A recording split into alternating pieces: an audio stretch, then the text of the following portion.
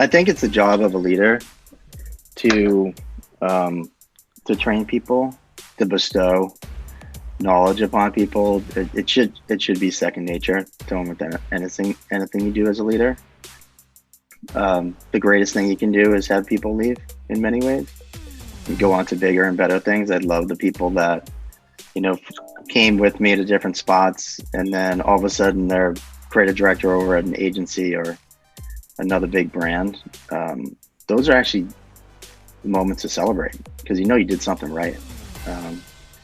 And then the people that you decide not to train, which are, you shouldn't be doing, like it's literally the worst thing you can do. I think as I consider my team, it's you're constant. It's a garden, right? And you need to nurture that garden, and you're pruning and sheening, and you're making sure that garden is blossoming. That's your job. I mean, both from a craft perspective, but also from like a culture perspective. That if you can't do that as a leader, you walk away. The day that I walk away from Peloton, and I hope it'll be true, that team just is on fire the day after I leave. And they're just amazing, and they're even better than the time they had with me.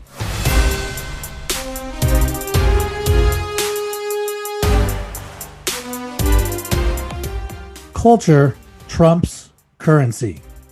If you invest in culture, the profit will come. This was said by one of our guests today, Jason Harris, who's the CEO of soulful ad agency Mekanism and creative partner of Peloton.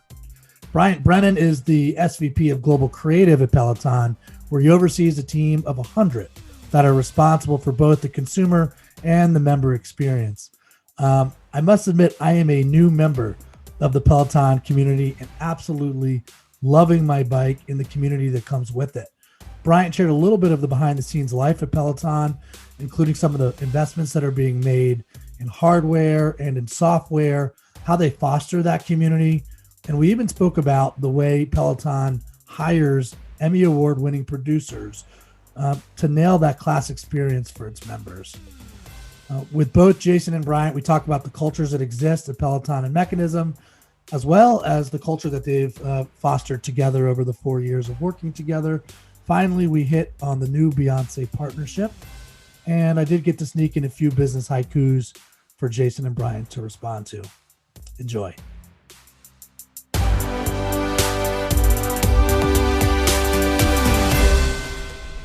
We are live at the Courageous Podcast. My co-host Ryan Thompson is on vacation, and so we brought in the best co-host you could possibly ask for, Jason Harris, the CEO of Mekanism. Did you not know that you were going to be the co-host today, Jason? No, I thought it was on the podcast, but that's fine. No, if you read the fine print, you are Okay. officially the co-host. You'll be asking the questions for today. All right. Well, I just ordered my co-host Mike, so that should work out. And this works in my benefit. Yeah. Bryant Brennan, how you doing, man? I'm good, thank you. Thank you for having me on the show. Happy Veterans Day. Happy Veterans Day. Of course, this show probably won't go live for 2 weeks, 3 weeks. But we do honor our troops, and it's funny. It's coming off election season. Let's not do that conversation. But I do appreciate us being in the land of opportunity, and it's a great conversation for today. We've got Jason Harris, who is the co-founder of Mekanism, CEO of Mekanism, author of best-selling book, The Soulful Art of Persuasion. You got a long bio, Jay. Named the top 100 by the 4 A's. Who can you give your version, Cliff Notes of who Mekanism is? Sure. We're a creative advertising agency, independent, started 16 years ago. And we focus on strategy, creative and performance is where we're going forward with as a company. And we work with a lot of great brands, Peloton, of course, being the best brand. But we work with waiting for you to say that. Ben & Jerry's, Jose Cuervo, Alaska Airlines. We have about 32 brands that we work with and 4 offices across the country. Yeah, I saw Jose Cuervo, OkCupid, Peloton, obviously. Have you guys considered doing a partnership, those 3 brands, maybe? A little Cuervo, Peloton, OkCupid? No, nothing like that. I don't think so. No. No? We don't support drinking on products. Okay. All right. We'll move on. Bryant Brennan. Hey, Bryant. Bryant is Senior Vice President, Global Creative at Peloton.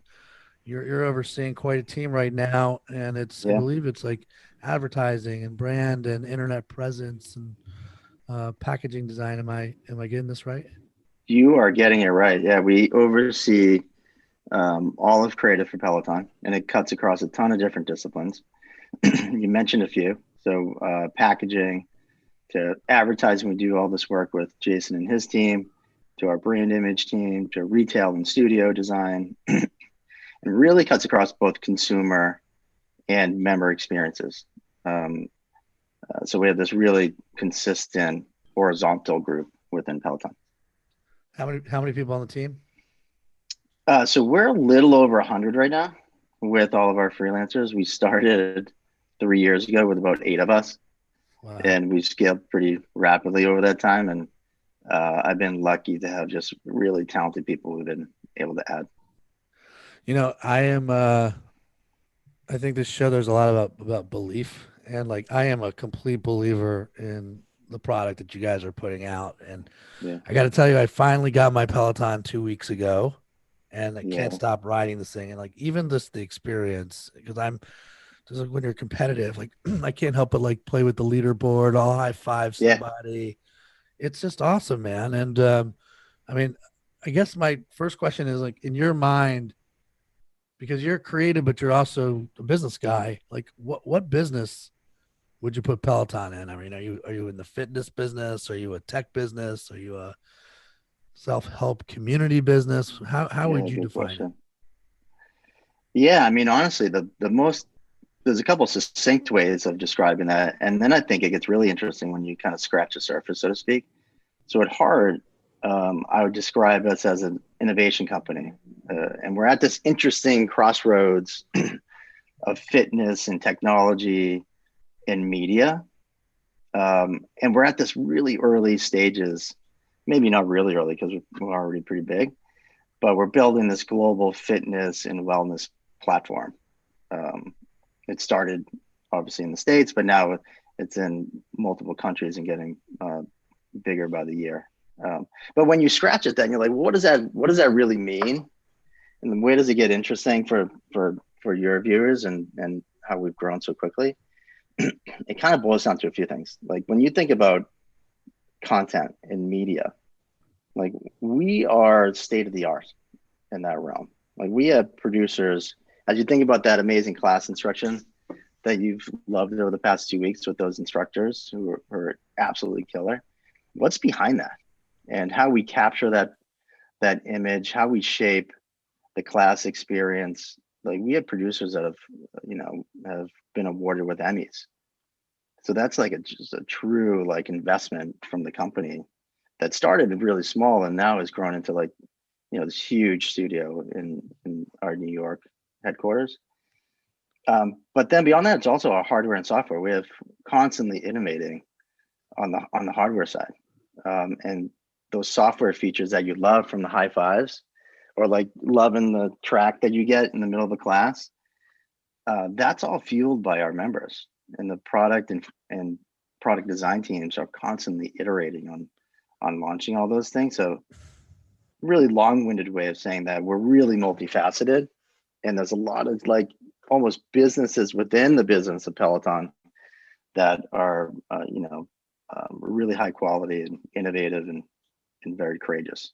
Yeah, I do feel like every business today is like, you're in the business that you're in, you're a media business, right? Whether you like it or not, or you need to be, and you're a tech business. And like, you guys are a great example of all three of those. And I was like curious to hear about what the feedback loop looks like. I saw some story. I think his name is Brian Wallach. He's fighting ALS. Yeah. And he rides his Peloton with one of your Peloton instructors. I think it's Alex Toussaint. And in the class, Alex gave a shout out to him, and this thing was on Twitter. So like, what is the feedback loop like? Like, how does like this work? Do the instructors get to decide what they want to say in certain parts of the ride? Like, how does that all go down? So the rides themselves are totally up to the instructors. They work with their producers to decide like how is it structured. But in the middle of a class, it's them. Like it's Alex's class, and how he gives shout outs and how he coaches people is all about their personalities and what they bring to the table. And that's the really unique part, right? Because as a member, you get inspired by that instructor. That person brings a certain connection that you have with them to that experience of the class workout. And when Alex is given a shout out, that comes up on his interface of all the people that have certain milestones. And along the way, he'll we've been very purposeful on making sure that we're given moments to our members. If you hit your 50th ride or your century ride at 100, or some people now, when you're in the middle of a class, there's 5,000, 2,500. And our content team and the instructors do a really good job of trying to be inclusive and bring in all those amazing members and their stories into the class environment. Jason, how long have you guys been working with Peloton? I think we're on our fourth year. Yeah. Yeah. How's it going so far? It's good. I mean, when we started, imagine the trajectory of how long have you been there? Me? I've been there. You were there prior to me. So I've been at Peloton 3 years. 3 years. Yeah. So even, I don't know if what was like when you started, but when we started, because it started pitching for a brand project. And then we sort of never left once we got it. But when we pitched, it wasn't, the household name that it is now at all. It was, you may have heard about it. It was a very pricey, home fitness bike basically. And who was going to, spend that much money for that experience? And, obviously we were excited about the opportunity, but there was some skepticism about it as we went about it and pitched. And now when you look at from that start, when we first got introduced to where the brand is now, it's really an insane trajectory where it's a household name and everyone knows exactly what it is. And it's really about a community at this point. It's not really, the equipment is important, the innovation is important, the workouts are important. But what really drives it is that makes it the envy of so many other big brands out there is that community that the team's built. Yeah, Jason brings up a really good point. Internally, we have this ethos that, we're members first. And if you were in Peloton, you're in conversations, the conversation around the member is constant. How we launch a feature, how we talk about a feature, how we think about Jason and I and the teams are working on a new campaign. How does that impact our member base and how we represent our member base? It's always at the forefront of our thoughts. So it's a really good point that Jason's bringing up. Yeah. I kind of feel Mekanism is that way too. In some, I feel like you guys are a community and, full disclosure, I've had a few opportunities pre-COVID to come in and see the San Francisco office and the New York office. And like, what I love most about it is how real your team is. Is that like a direct reflection of you and your partners, Jay? Yeah. I mean, we all worked at other places before starting Mekanism. And I think we took what we saw from other mentors and other leaders. And, we wrote down sort of brand pillars that we wanted to run the company by, which included optimism and collaboration.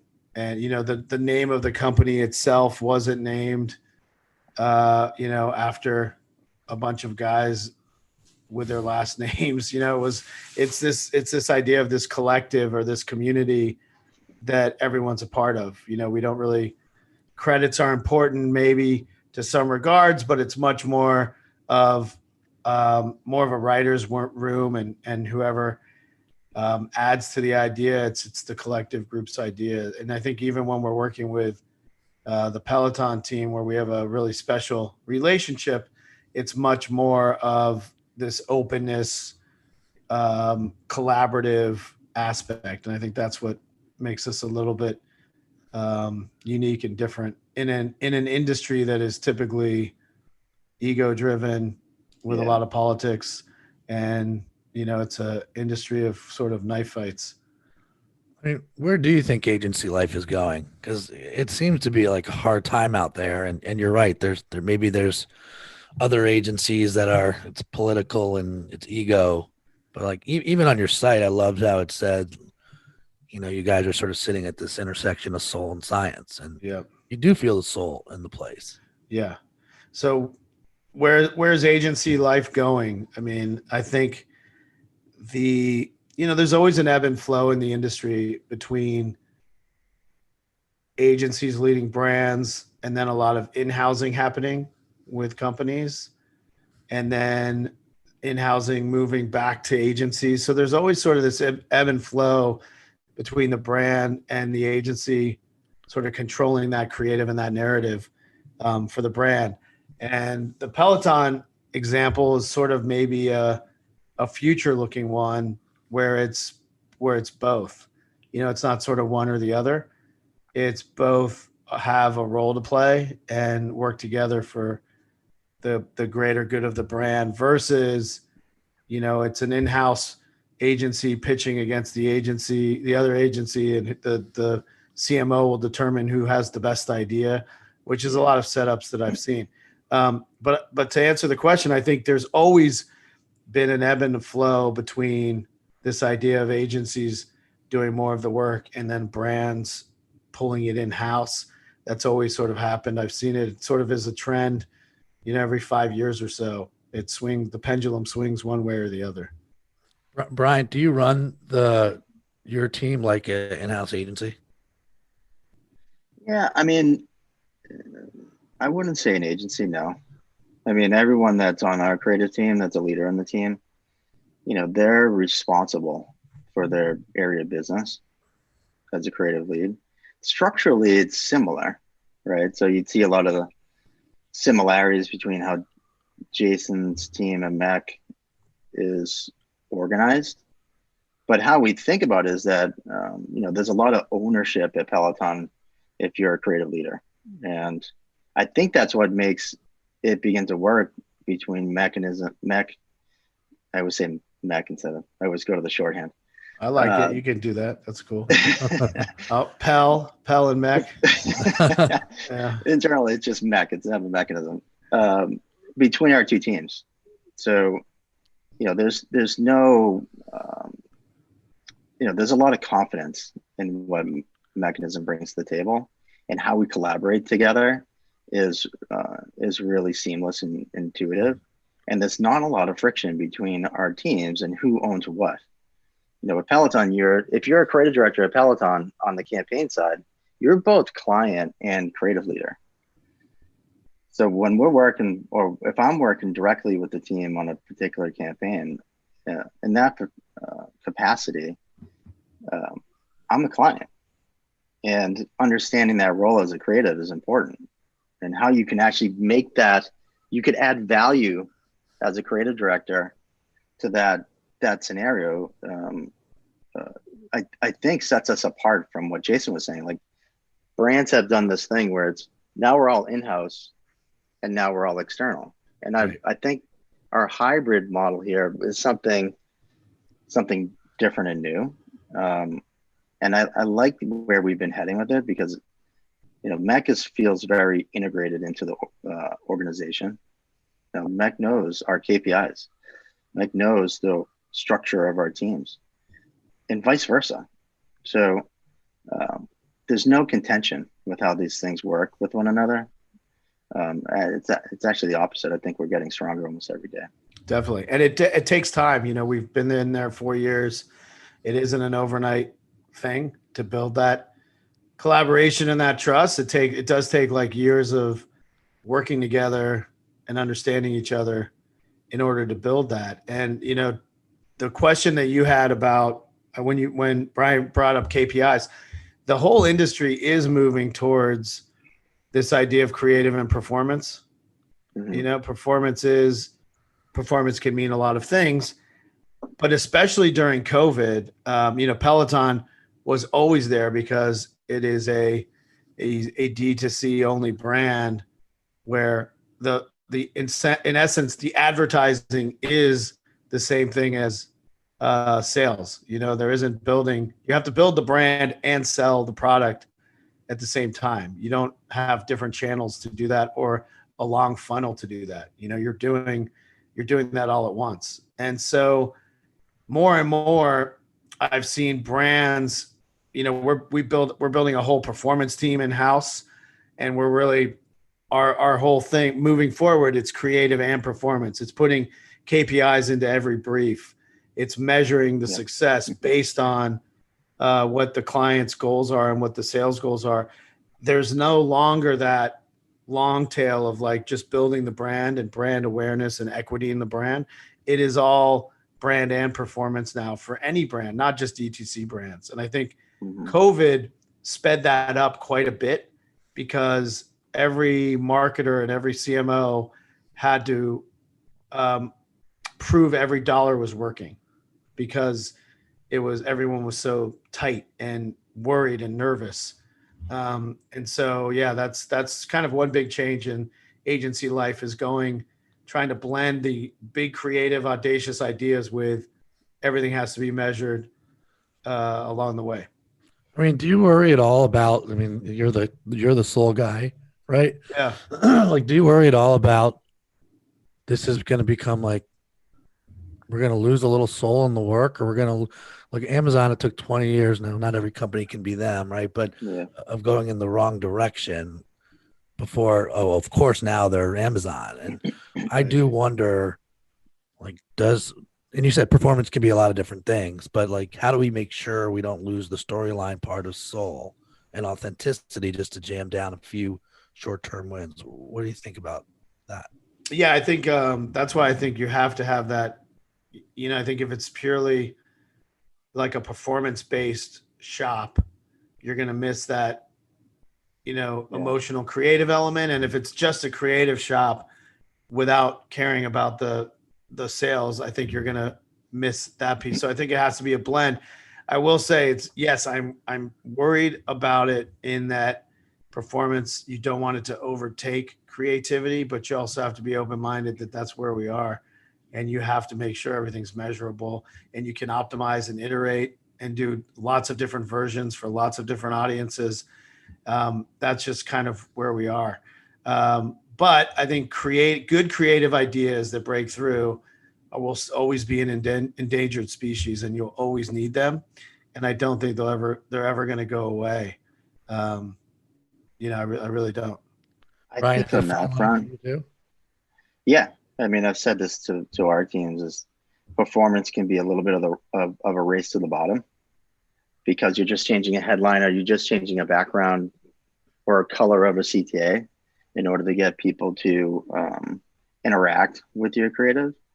So I think it's really important that narrative and storytelling is infused into everything we do, top to bottom, big brand campaigns down to the smallest digital asset, that is more performance oriented.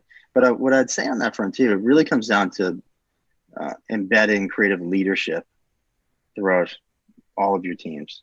Jason does a good job with Ian and Jillian on his staff on always thinking about how do you make the creative stronger in the sense of being meaningful to a consumer. And our side, we do the same thing. We don't want to ever have a place where it's solely performance based because to your point, you begin to lose the soul of your brand. You lose your identity. It worked for Amazon, but it was the nature of their business. And it's fine. They're a huge company and they do amazing things. But for us, a company that is built around a community, performance has to have soul to it. Performance has to have a storyline to it. Everything we do creatively has to have a strong narrative. And there's balance there for sure. There's definitely balance there.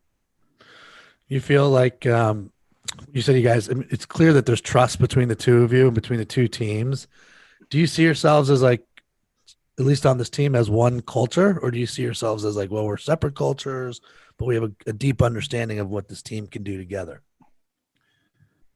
I think it's like any part of an organization. You have individual traits, right, as a team, but we definitely have shared traits as well, and you have to appreciate that. Like, I love what the Mechanism team brings to the table with us, and I think vice versa. Like, we have shared beliefs and culture, and bringing people that are hyper talented, but that are also they have a level of EQ and compassion and a care for collaboration and patience, and you know what, probably a high level of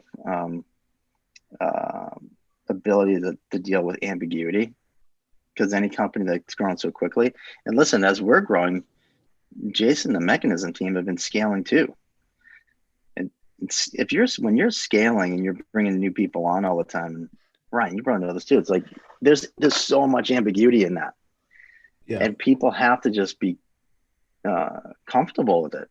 And for me, I don't mind it at all, because I think there's ample amount of risk there, but there's also a lot of fun in just figuring things out, as you don't quite know what to do yet, but you're working on it. Yeah, and I think it's interesting. I think we have similar values and culture, but there's a whole squad at Mechanism that is all Peloton, and they have like the Mech culture and the Peloton culture. Like, you can tell, yeah, who those folks are. And they all work together and sit together, and they're on shoots, and they have Peloton is a unique, specific culture, and you kind of learn it, and you understand how to present work and sell work and do the work together, and it's different than other companies. It's really, really unique. I'd love to hear, like, my big fear. I mean, this is a show about courage, right? So my big fear, just to put a pin in this conversation, is, are we losing any humanity in the work with KPIs and performance? Do you feel like that's a concern for either of you? Because I kind of feel like, to use your word, Jay, we need more soul right now. I mean, we're coming out of this pandemic, especially in this country. Are you seeing clients push back everywhere on performance, or do you feel like they still want the soul? I think they need. I mean, they want both. They want soul that works. They want soul that sells. And I think a good example is, we partnered on. We just did with Bryant's team, we did a brand campaign that was about bringing stories of the community to life. It was global. We talked about the diverse members of, there was veterans and a Muslim family and a grandfather. There was, all kind of walks of life and ages. And it was a brand campaign profiling the members, but the idea behind it, so that had a lot of soul inherently to it, but behind it was drawing people in to become part of this community and basically sell them into the Peloton lifestyle and becoming a member. But we did it with real people and profiles and selling the soul in order to hit those KPIs. So there's a way to do it. It's not just,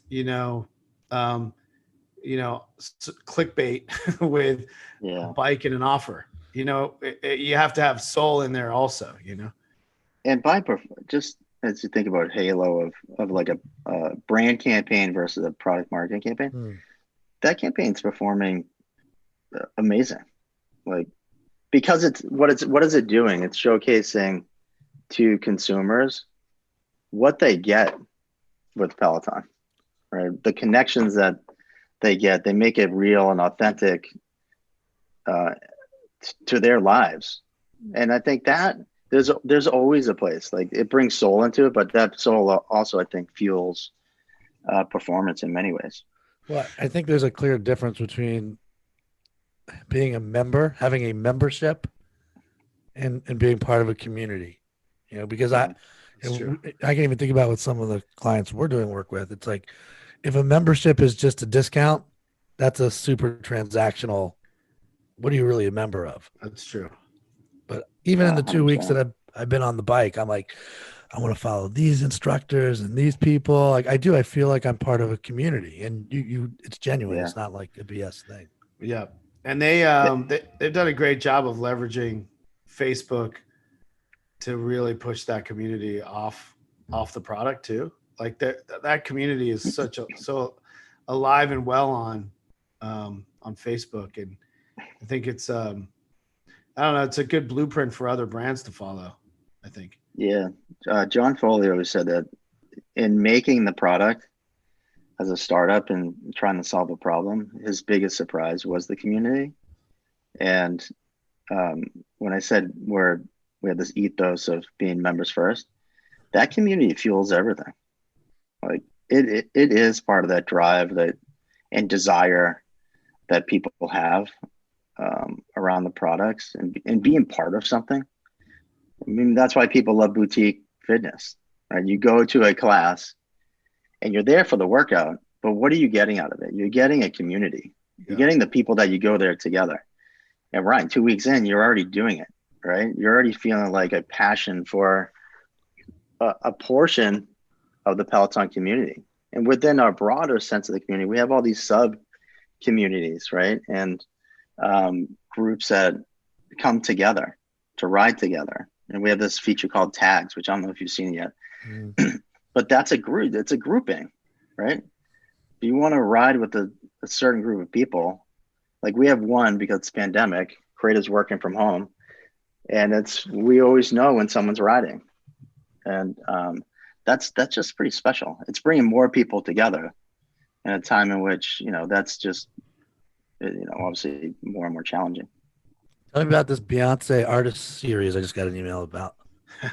I was going to bring it up, and then Jason was talking about the brand campaign, which we're so excited about. But yeah, talk about bringing soul to a brand and launching this an amazing partnership. So it is a multi-year collaboration we're doing with Beyonce and her team. She is being part of an innovative series of classes. So her music being part of the workouts, it could be your cycling class, it could be a running class, it could be yoga or meditation. All of those being curated with the instructors and our content team. And then in addition to that, we are launching with, it's like the perfect collaboration, which is important to us. We are giving away 2-year subscriptions to HBCUs, historically Black colleges and universities. And homecoming, it's that time of year, and that has always been important to Beyonce, and it's obviously really important to us. So that is a component of the launch that was announced yesterday. Wow, that's awesome. So, since this is a show about courage, I got to ask this question to both of you. And by the way, I'd love to hear it from your perspective as much as the organization. So, like, what do you think is the most courageous thing you've seen since you've been at Peloton, Bryant, and then Jason from you at Mekanism? And then maybe, if you want to share, like, for specific, something courageous that you've each have done. Bryant, why don't we start with you? All right, start with me.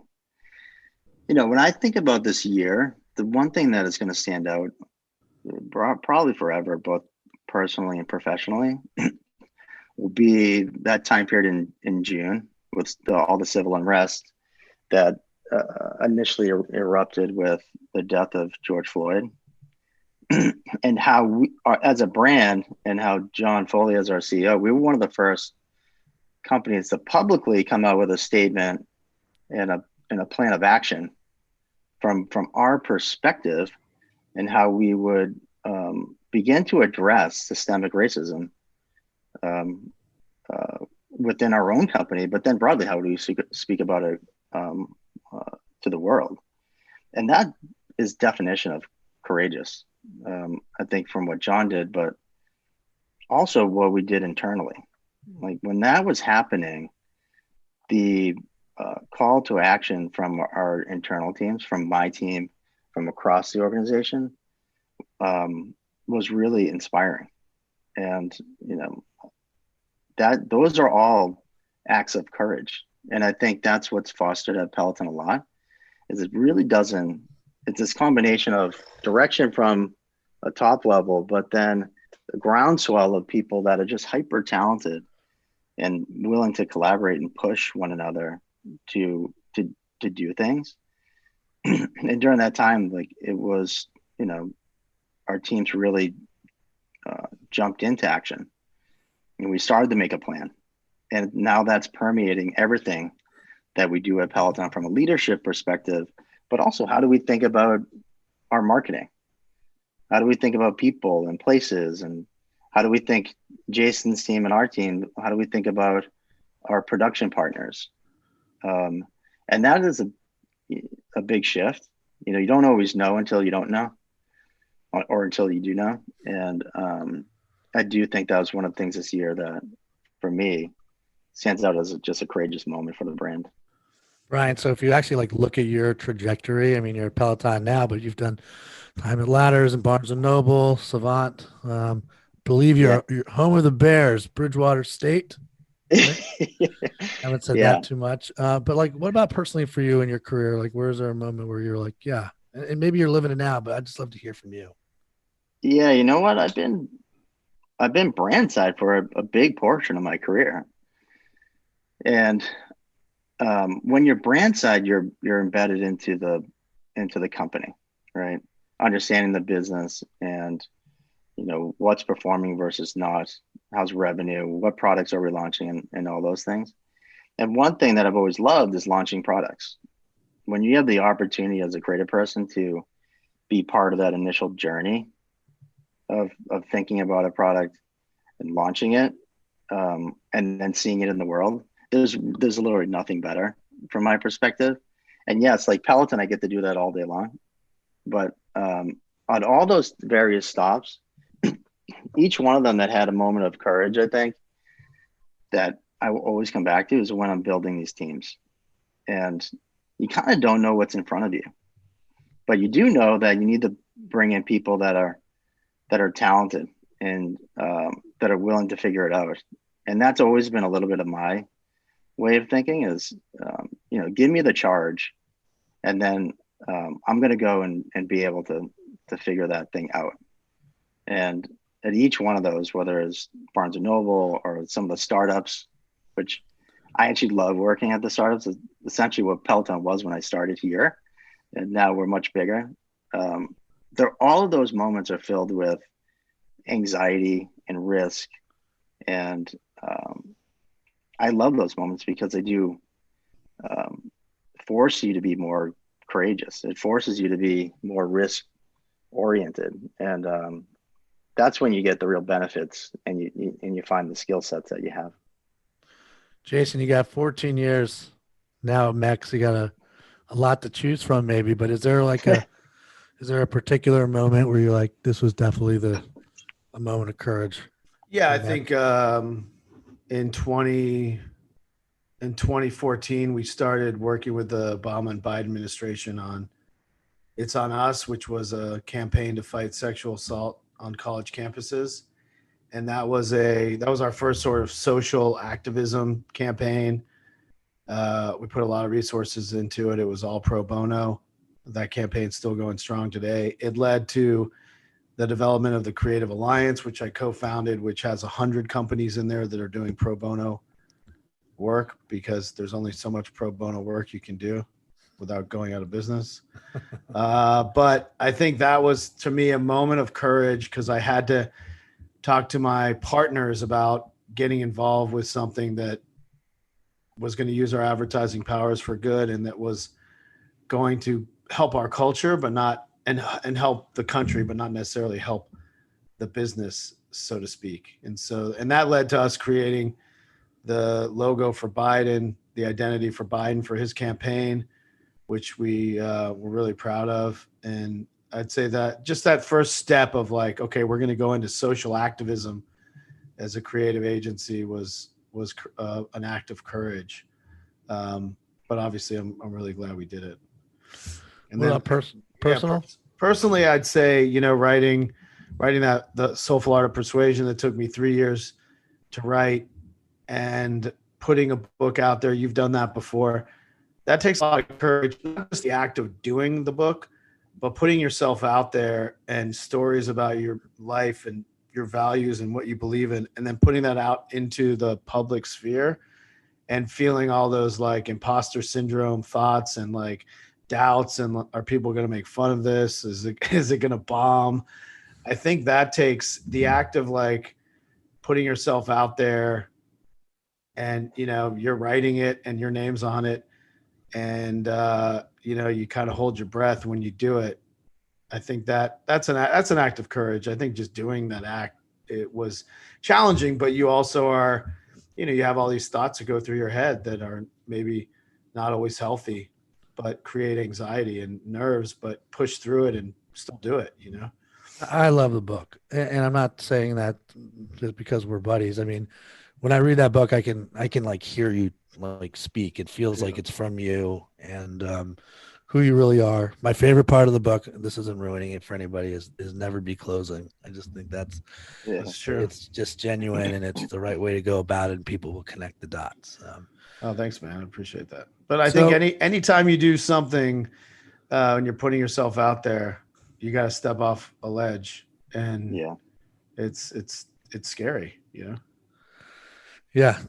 But again, I actually felt like, I don't know if you felt this way. The thing I was most scared about when I was writing mine was, all the things you said, but like when I actually announced it to the world the first time, like I'm writing a book, I was afraid someone was going to steal my idea. Oh, wow.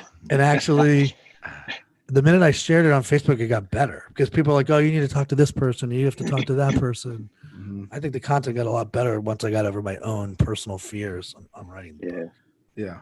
Well, I got both your books now. Oh, good. We prefer if you read them back to back. Which floor are our books on? Different floors. Oh, one's good. Okay. Well, you can keep them together. You can put them together. All right. We like to end the podcast sometimes with business haikus and kind of get your responses. And I got to tell you, I almost got a little grief on these haikus because I didn't share them ahead of time. But that's all good. We're gonna get visceral responses to these. Jesus. Yeah, here we go. So the first one, I mean, you guys have a lot of people that are reporting into you. So train me and I leave. Do not train me and I stay. Dilemma du jour.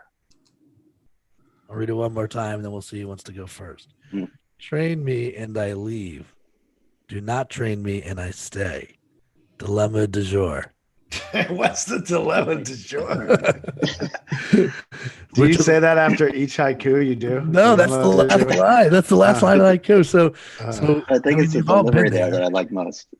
Yeah. Is this a real problem for you? Is this like, do you feel like you train somebody and then off they go, you got to train somebody new, you lose a lot of time?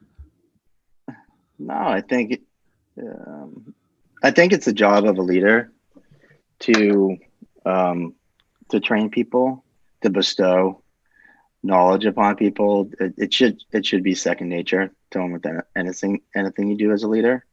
The greatest thing you can do is have people leave in many ways and go on to bigger and better things. I love the people that, came with me to different spots, and then all of a sudden they're creative director over at an agency or another big brand. Those are actually moments to celebrate because you did something right. And then the people that you decide not to train, which are, you shouldn't be doing, like it's literally the worst thing you can do. Like I think as I consider my team, it's it's a garden, right? And you need to nurture that garden, and you're pruning and sheening and you making sure that garden is blossoming. That's your job. I mean, both from a craft perspective, but also from like a culture perspective. That if you can't do that as a leader, you walk away. The day that I walk away from Peloton, and I hope it'll be true, that team just is on fire the day after I leave. and they're just amazing, and they're even better than the time they had with me. I love that answer. It's a That's great a good answer. All right, second one. We've got two more haikus. So this one's going to Jason first. Okay. Dollars matter some. The currency of business, belief we bank on. Dollars matter some. The currency of business, belief we bank on. I love when Ryan reads these. Yeah. I love watching Jason just to really, he's going to make me respond to this. Yeah. So the currency of business belief, or the currency of business is belief. Is okay. Yeah. I mean, this is really about sort of culture over profit, right? Yeah. And what you believe in. And I like to go right down the middle with it, and make there's, of course, as running a business, we could squeeze more money and cut costs, and not resource the company well enough and pay people less and don't give them bonuses. There's ways we could certainly run the company to squeeze more profit, but profit was never really a motivation behind starting the company. But we want to be profitable and have a healthy business, but it's much more about creating a culture that you love and a place where you want to go every day. And that always trumps, we used to do company summits where we'd fly the whole company in for 4 days together to build that bond and collaboration. That's an expensive investment. We would do things that, we always, culture trumps currency. And if you invest in culture, profit will come. It might not be as great as it could be. You're not squeezing everything out of it, but you will have a successful business. And so that's a belief we and the partners always have. All right, last one. Well, this is the layup. I think this is the layup. You guys can tell me if I'm off, but don't care, they won't share. No emotion, no motion. No feel, well, no deal. Where do you get these? Is this that was a longer one. Is this a business haiku book? That's what I'm working on. I'm gonna put myself back out there. No, there's no business haiku book. Don't care, they won't share. It's supposed to be 3 lines, not 12. Don't care, they won't share. No emotion, no motion. No feel, well, no deal. Who's taking it first? Brian, I'm gonna put you on the spot. Yeah, this is Brian. Read the first line one more time. Don't care, they won't share. No emotion, there's no motion. No feel, well, no deal. Yeah, I think got it. I think this comes back to our early conversation, right? As you think about creative and infusing soul into everything we do, as a company and an organization, there has to be emotion that drives people. It comes back to belief and faith. Like if you don't believe in what you're doing, the results aren't going to be good. They might be okay, but they're not going to go beyond. And I think, that just has to be part of it. Like that has to be in the ingredient set of what we do every day. And we do that at Peloton, I think, every day within the creative organization, is that, you have to have that emotion for the work you put out into the world. You have to have that belief in, that line of copy that Jillian on Jason's team is overseeing, or that picture photo of one of our instructors that an art director on my team is putting together. Like that level of refinement, that's craft. That is belief. That is emotion. It's all wrapped up into one, at least for me. I don't know if I answered that correctly, but maybe. No, I think you're right. I think, you need, in the work you put out there and the way you lead the team, there has to be a why. You have to have a purpose. You got to give them a belief, and you're not always going to have it, and you're not always going to get it right. But as your job leading, whether you're leading an agency or leading a 100-person department, your kind of number one job is to give them the rallying cry and why they're there, and motivate them and inspire them and give them the belief. And that's a hard thing to do, especially when you're in the throes of grinding it out and getting the work done. But, that is the leadership challenge and leadership call, is trying to make sure people know why they're doing what they're doing. Yeah. Well, guys, can't thank you enough for making some time today. Definitely inspired by both of you. I appreciate your transparency, just sharing it like it is. Sorry to make you bumble through my business haikus there at the end. I like the haikus. I'm down. Yeah. I'm just gonna keep practicing these. This will be the new book. The new book. Ryan Berman, Haiku Master. Yeah, you and I are gonna write that book together, right? All right, fine. Hey, have a great week, guys. Take care. Thank you. Hang in there with everything. Thank you, Jason. Thank you, Ryan. Yeah, thanks, Bryant. Bye. If you enjoyed the episode, please give us 5 stars, subscribe, and leave us a comment.